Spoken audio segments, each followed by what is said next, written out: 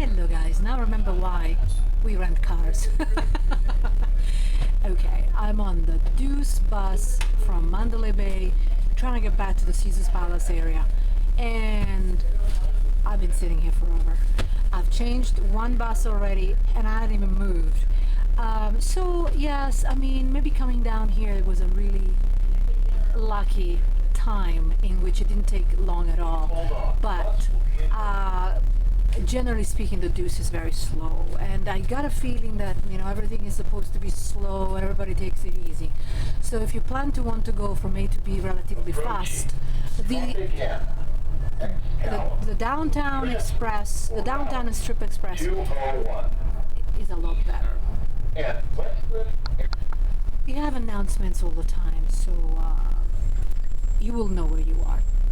And of course, the best way is still renting a car. You still have to navigate, you know, from the right parking area, and then possibly those areas are kind of far away from the strip.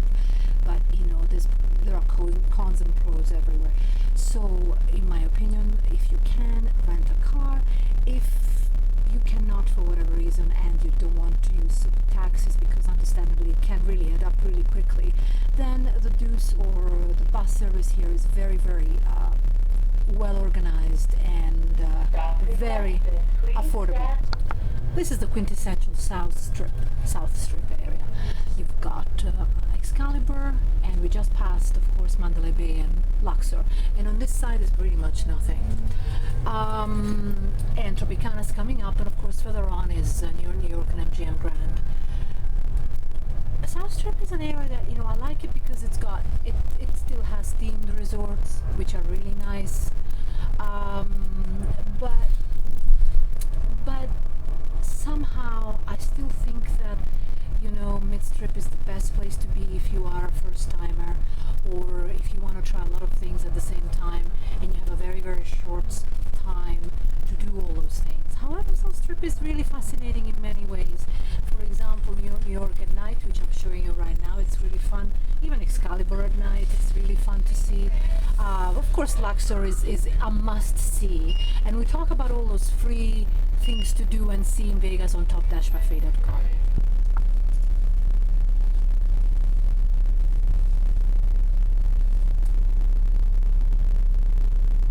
Tropicana, MGM Grand, New York, Monte Carlo, Showcase Mall. Of course, there is MGM Grand with its famous Hakkasan nightclub. Strip and Downtown Express. And this is where it gets really packed, guys. Look at this. It's always, you know, between the street performers and just walking with various other things, it's always packed. And this is supposed to be a quiet time. Okay, just before I forget, it would be advisable if you bought your tickets ahead of time. Otherwise, you have to have cash and you have to have exactly the right amount of money. So, but these booths take credit cards and they give you change, and if they don't, they will show you, they will say that. So do that, and as I said to you, for a day pass on the Deuce is only $8, and it's valid 24 hours, so it's a really, really good deal, provided that you're not in a rush. Here, Coca-Cola World, it gets really busy. Is it really a nice place? It's just a place to see at least once, walk all the way along the strip, and then find the areas that you like the most and come back and stay there. Monte Carlo's been updated a little bit on the outside.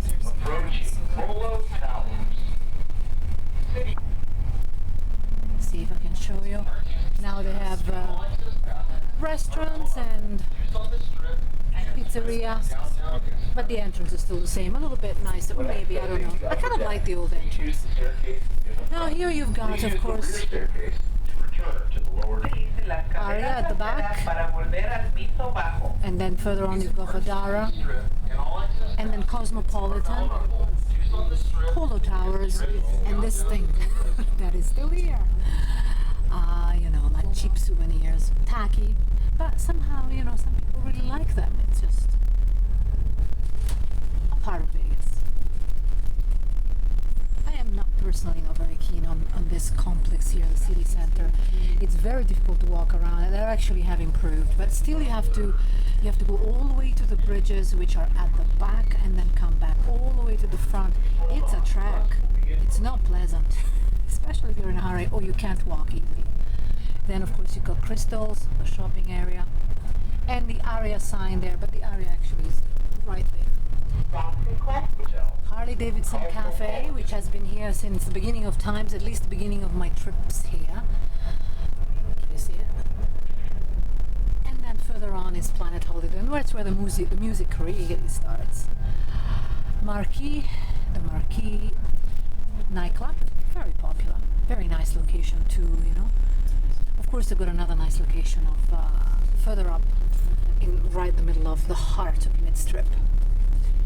Really, you know, so watch out.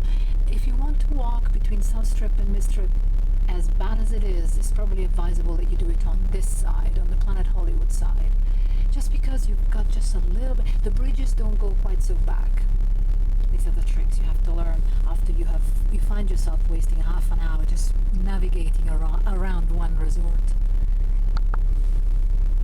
If you do rent a car, sometimes, I mean, like the traffic today is not too bad, right? I mean, obviously it depends on whether it's a quiet time or a busy time. Weekends are always worse, and times in which there are specific events, big events, then they can get busy as well.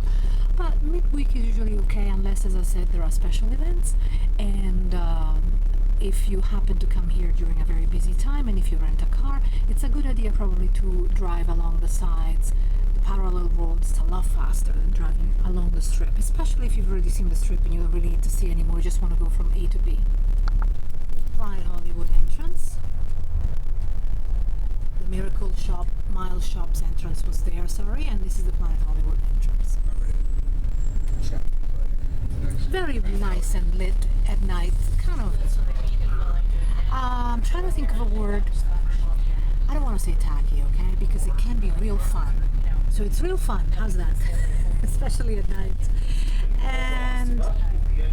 And soon approaching Bellagio right there. Beautiful, beautiful, beautiful, beautiful lake with their beautiful fountain show in Paris, which is also a must-see.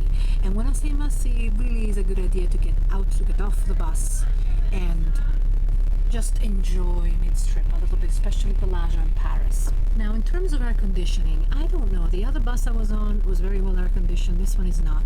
So those of you who are very heat sensitive, bring with you a very cold bottle of water, possibly with a thermos, so that it stays cold. Just because it's not a guarantee that you're going to have really good air conditioning in some of these buses. Now we are approaching the heart of Mid-Strip with Paris on one hand, and beautiful Bellagio on the other. They're both beautiful. And here it gets really busy, of course, because look at that. Look at how busy it is. Everybody wants to sit there and catch a glimpse of the fountain show. And then there are obviously people standing there waiting for the next fountain show. The fountain show at Bellagio plays around roughly every 15 minutes and every 30 minutes on the quiet times. And so if you stand around long enough, you will enjoy it. And it doesn't last very long, but it's well worth seeing it. At night and in the day, they're equally beautiful, but it gives you a different feeling depending on whether it's at night or during the day. And if you're lucky enough to be able to sit there and enjoy it, why not? It's really funny how you see all these rented cars, rented Ferraris and Maseratis. It's really, really funny. Okay, so another very busy place is, of course, in front of Paris. You've got very popular cafes, very popular restaurants. And this is one of the most popular. I don't even know how you can ever get a seat there. You might actually have to come early and wait for a seat or book ahead of time.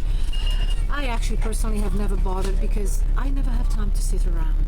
But if you want something romantic with your spouse or your partner or your friend, then sitting here and enjoying the fountain show at night is probably a lovely experience. Very nice experience. In front we have the Padres nightclub. I can't remember how it's pronounced. It's either clear. You know, up there on the roof. Oh, and by the way, you know, there are always strip and street performers. I'll see if I can show you. There you go. Often in this area, of course. It's part of the Vegas experience, guys, and you don't have to leave any money. It's up to you. Some people said that they've had troubles in downtown Vegas. They felt a little hustled by street performers, but I think they've actually quietened the situation down a lot, because it's very important for Vegas that every single tourist feels at home, feels very comfortable and not harassed. And in terms of safety, by the way, if you walk along the strip, you have no problem at any time. And also in the main area of downtown Vancouver, yes, right, downtown Vegas. I think if we stay here long enough, I'll probably be able to show you the fountain show.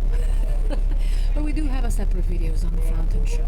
So all you have to do is click on our video list and on our main page, and you scroll down and you will see the fountain show.